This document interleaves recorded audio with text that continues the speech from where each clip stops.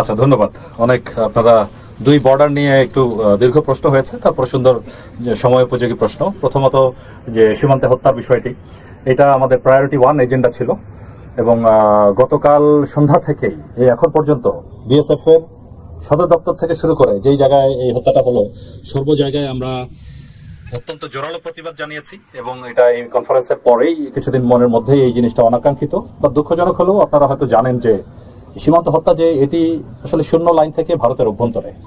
আমরা আপ্রাণ চেষ্টা করছি আমাদের এই অবৈধভাবে যেন ভারতের অভ্যন্তরে কেউ প্রবেশের চেষ্টা না করে।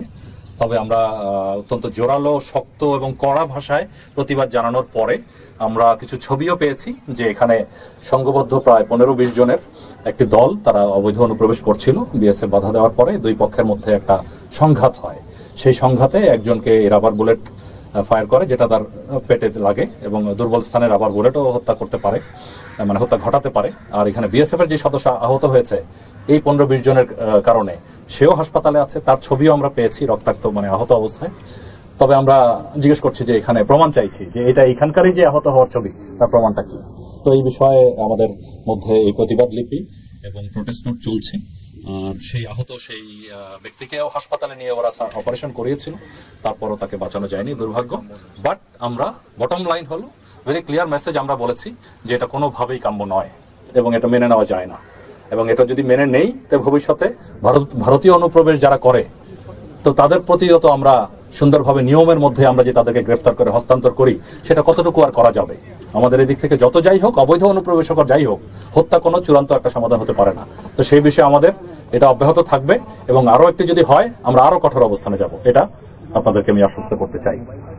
আর একই সাথে আপনাদের সবারই আমাদের চেষ্টা থাকবে যাতে অবৈধভাবে কেউ যেন ওইদিকে না যায়।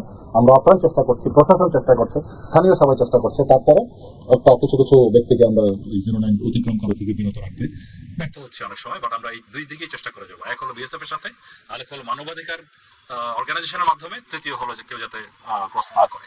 আপনার দ্বিতীয় পয়েন্টটা সংক্ষেপে আসতে চাই।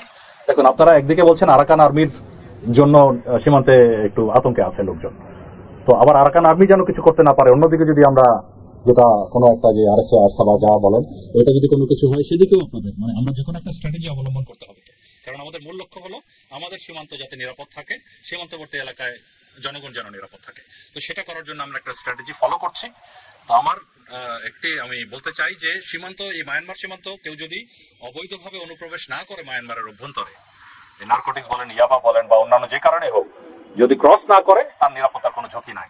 নিরাপত্তার যদি কোনো ঝুঁকি থাকে, সেটা সেই নিরাপত্তা দেওয়ার জন্য আমরা বিজিবি তৈরি আছি এবং বিজিবি আমরা we are well equipped for that.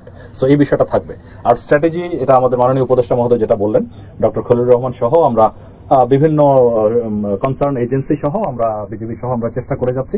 একটা স্ট্র্যাটেজি আছে, তবে এটা সম্বন্ধে বিস্তারিত এখনই আমি সম্মুখে বলতে চাই না, সঙ্গত কারণেই। আমরা আশা করছি যে সে বিষয়ে একটা সফলতা আমরা অদূর ভবিষ্যতে পাবো ইনশাআল্লাহ। ধন্যবাদ।